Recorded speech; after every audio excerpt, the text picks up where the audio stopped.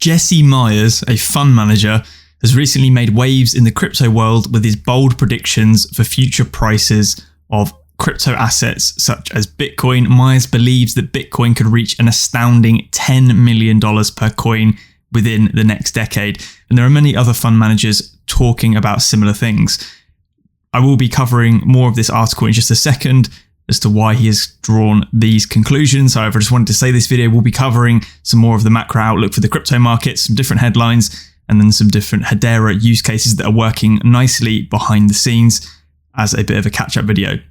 In an interview on the Coin Stories podcast with Natalie Brunell, 𝗟𝗡 explains the reasoning and timeline behind his daring forecast, pointing out that Bitcoin is actually carving out a place as a solid and scarce store of value in an age where debt is ballooning, currencies are depreciating at an alarming rate as well. 𝗟𝗡 emphasizes the precarious state of holding bonds or fiat money in today's economic climate, with the national debt and unfunded liabilities necessitating unprecedented levels of money printing in order to just stay afloat. According to 𝗟𝗡, Bitcoin's maximum supply of 21 million Bitcoin will create a massive supply shock as the leading cryptocurrency's rate of adoption continues to increase.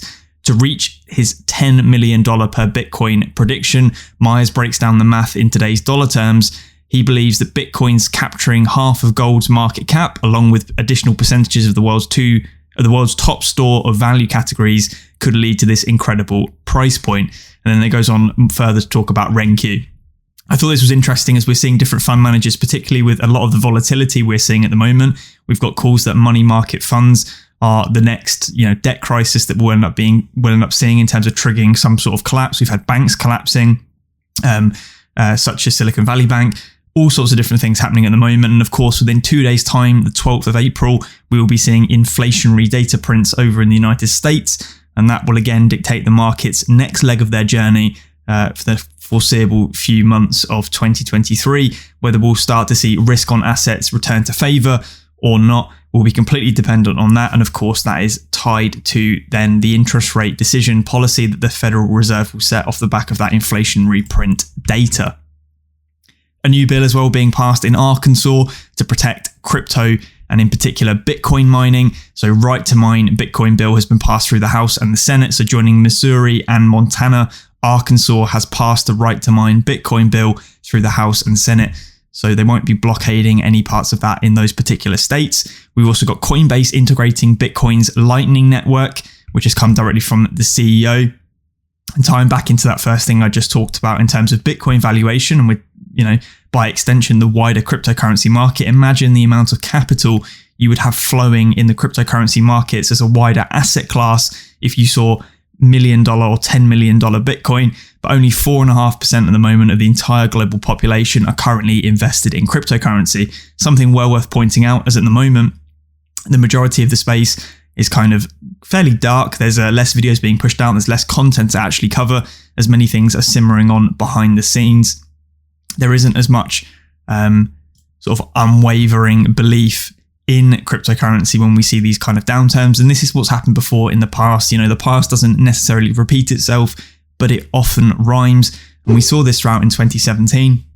From 2017 right through till about 2020, of course, we had that massive bear market drawdown. No one was talking about cryptocurrency and no one was interested. You juxtapose that to the years either side of 2017 and 2020, when cryptocurrency and Bitcoin are in every single headline, every single newspaper headline across the board, being discussed on podcasts and articles. And that time will come again. Don't you worry. At the moment, this is the time to be building into those positions. Wanted to quickly look at the crypto fear and greed index though, and tie this back in with what we're going to see potentially on the 12th of April. So at the moment, we're still in a greed zone in terms of this sentiment index, and it's the same for the stock markets as well. Historically, we tend to see when we're in a greed zone, pullbacks are on the horizon, and when we're in a fear zone, it tends to be a good time to buy. Of course, that is based on market momentum and sentiment. Typically, that always plays out, as we can see here. You end up returning to the long-term mean effectively. If I drew a line through this, we'd be sitting around 40 or 50 over the long run average. Interesting as well that we're in a greed zone when Bitcoin still isn't even quite back at $30,000 yet. So obviously there's a bit of weird sentiment going on at the moment. Again, probably due to a lot of the different macro pressures we are seeing across the board. Looking at Hedera then, a major milestone for SaucerSwap Labs as they achieve $150 million of volume with nearly 1 million unique transactions taking place on the decentralized exchange.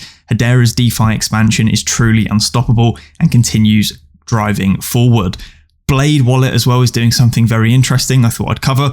I typically talk about Hashpack and that is my go-to. However, this is very good for the ecosystem. In their latest release of version 1, now being live, could be their biggest release yet as we've delivered some game-changing developments. What's in this release? Well, a facelift of the current wallet and an introduction of Ethereum capabilities. Yes, you read that correctly, Ethereum. Introduction of Blade Wallet transaction fees, and there are more details here on their dual networks. If I jump across here and we take a quick look, Blade's new dual network wallet offers an array of benefits for dApps and communities on both Hedera and Ethereum. On the Ethereum network, users gain access to the large user base and popular network, allowing them to expand their reach and grow their user base. However, on Hedera, users can experience the low, predictable cost and speed of transactions on the Hedera network. Users can now, for example, take advantage of Hedera's low-cost, near real-time transaction capability for frequent value exchange transactions while still accessing the Ethereum ecosystem for its vibrant ecosystem and plethora of dApps such as popular NFT marketplaces like OpenSea. Businesses can benefit greatly as well by building the core of their enterprise-grade applications on Hedera while seamlessly interacting with Ethereum-based smart contracts and offering their services to its much larger community. Speaks to reason, this builds quite a nice bridge between the two different communities of Ethereum and Hedera, and the more and more of these we see taking place enables almost through osmosis for capital to flow between the two different chains, almost independently of one another, which again is fantastic for not only exposure of Hedera, but also raising the price of hbar token, because of course you're going to be seeing demand for that if we've got more people moving across. From the hbar Foundation then, they're excited to see 𝗟𝗓𝗡𝗡, the AAA game, 6 years in development, migrating from Solana to Hedera, has teamed up with 𝗟𝗓𝗡𝗡 of Kings League to give away 3,000 in-game NFTs. Kings League, the Spanish seven-a-side football league, was established in 2022 by 𝗟𝗜𝗚𝗏𝗡𝗡, the former star defender of FC Barcelona and Man United. As part of 𝗟𝗓𝗡𝗡𝗡's partnership, they are a kit sponsor of 𝗟𝗓𝗡 Sports, the team of former Man City star 𝗥𝗘𝗙𝗚. At the peak viewership of the league, with Ronaldinho 10 on the pitch, there were over 2 million unique viewers watching, with over 600,000 of these views on TikTok alone. This made it the most watched live show in the history of TikTok's network. Through the 3,000 NFTs being given away, the 𝗟𝗓𝗡𝗡𝗡 community will be able to customize their characters with exclusive skins, etc., etc. And you can obviously learn more about this on the 𝗟𝗓𝗡𝗡𝗡 in the hbar blog. But nevertheless, again, this is great for expanding the name of Hedera. It's a bit like when we saw the Hedera branding for the UFC inside the different cage fights. Karate Combat as well. Being sponsored by the likes of Hedera, it gets the name out there into different places and obviously drives a lot more attention. Something interesting as well that I thought many of you may be intrigued by is if you're looking to work on more Web3 projects but unsure on how to get started, StackUp have actually collaborated along with Hedera, and you can actually earn some free hbar by taking part in this. So get ready to shift the way you think about building Web3 projects as you kickstart a unique learning journey with StackUp and Hedera. Building differently from other blockchains, Hedera is an incredibly fast, more secure, and EVM compatible network. Learn from 9 exciting quests about the Hedera ecosystem and how to build on the powerful hash graph. And you can see you need to use the code SU Hedera, so like StackUp Hedera, SU Hedera. If I jump across, I've got this open another tab. I'll leave this link down in the description below. So beyond blockchain hash graph. And if we scroll down, there are some different learning outcomes here from the different parts and phases that you'll take place in from the 9 different quests. And you can see there are a nice amount of rewards here. $2 for that one, 3, 4, 5, 6, 5, 5, 10, and $12. So there's some decent, healthy rewards there if you guys want to come and do this. I believe it's completely free. Like I said, this is a partnership with Hedera themselves. Reward pool of nearly $30,000, just shy for those that are participating. I saw this over on Reddit as well, and I thought it'd be interesting. Someone called 𝗟𝗚𝗡𝗏𝗡𝗏𝗡, who seems to be posting a lot of information about Hedera use cases, looking out 𝗟𝗘𝗙𝗘𝗥𝗥𝗔𝗟𝗦 and the GCN grocery or grocery coupon network in the App Store to see the future of digital coupons. 𝗟𝗘𝗙𝗘 is from Spective Labs. 𝗧𝗜𝗠𝗡𝗡, the CEO, was actually the former vice president of global development at Hedera. GCN has ties to 𝗟𝗏𝗡, and of course 𝗟𝗏𝗡 having ties as well to the Coupon Bureau. It's kind of like a wider ecosystem. 𝗟𝗘𝗙𝗘's app is a consumer wallet built on the blockchain-based identity layer that allows users to store, manage, and bundle all of their coupons in one place. The wallet also enables users to retrieve and store digital receipt information, which they can pull directly from retailers themselves. So as you're starting to see, this is a much wider ecosystem and part of that shift to the new coupon standard. And of course, the Coupon Bureau being one of the largest, potentially billions of transactions being processed on Hedera for things like clippings and redeeming and issuance of different coupons. It is a massive thing in the United States, and actually not just the US, but also globally. And we're starting to see more of these different use cases tie in and hook into what the Coupon Bureau has started by leveraging Hedera Hashgraph. And as we said before, this could be one of the sort of silver linings effectively of use cases when it comes to Hedera Hashgraph, particularly in terms of the volume of transactions, akin to what we have seen with @mt.io so far on the network. Something as well that I wanted to throw in here and take a quick run through was this Medium article produced by 𝗟𝗜𝗡𝗡𝗦 Tech, which is a sneak peek at 𝗟𝗏's MetaMask Identity Snap and Hedera DIDs. Now what's interesting here is obviously DID is Decentralized Identities, and they're talking about how they want to look to build the technology to integrate decentralized identities on Hedera and then roll that out to the wider masses. Excited to highlight the progress they've made to the community through a demo and overview of their snaps functionality. For as far as I know, a MetaMask snap is effectively like an add-on to manipulate or add additional wallet functionality. So it's looking at MetaMask, but of course it's being built on top of Hedera for these decentralized identities. So creating and resolving a decentralized identity.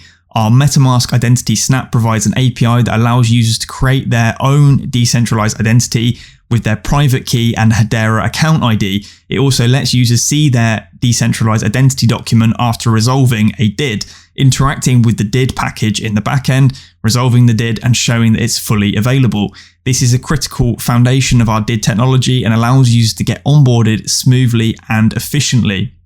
Issue and save those verifiable credentials. So the VCs contain a digital record of your personal information, but come with extra security and authenticity since they're built on the blockchain or Hedera.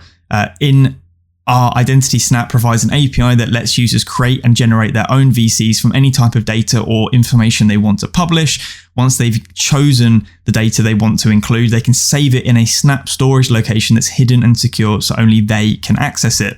You can then generate these verifiable presentations from these VCs. So verifiable presentations let verifiers confirm if a verifiable credential is authentic, a key component to security and credibility within Web3. Our Identity Snap provides an API allowing users to generate their own VP from a VC, which is cryptographically verifiable and issuable by multiple individuals.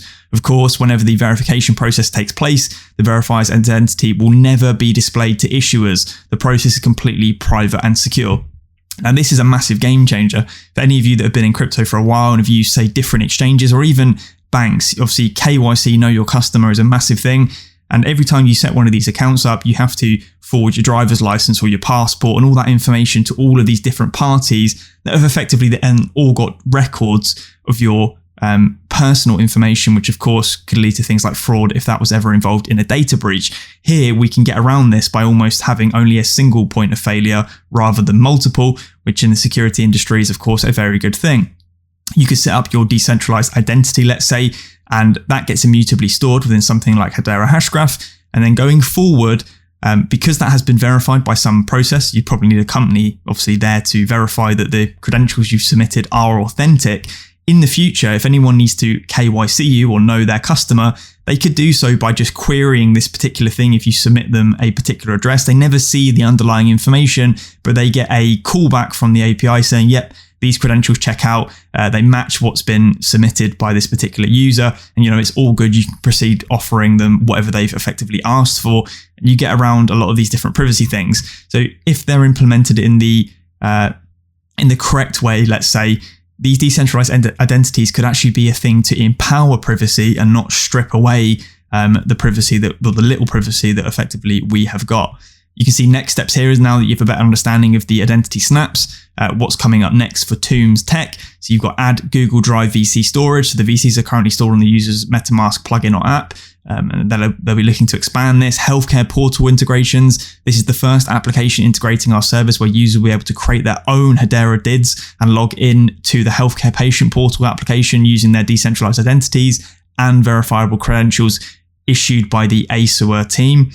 Increase access to mobile as well. They'll be looking to continue to advance our MetaMask identity snap, and we'll be expanding across multiple platforms such as mobile devices. So there's a lot more interesting stuff here taking place, and decentralized identities again are one of those powerhouse use cases of cryptocurrencies that could certainly be something that drives mass adoption into the future, particularly for existing Web 2 applications. It's a really easy way for them to integrate into Web 3 ecosystems. Anyway, hopefully you guys did enjoy this video. If you did, leave a like, drop a comment, you've got something to say. I do try and respond to pretty much all of them, or as many of them as I can. Subscribe for future content, and I'll catch you in the next one. Cheers.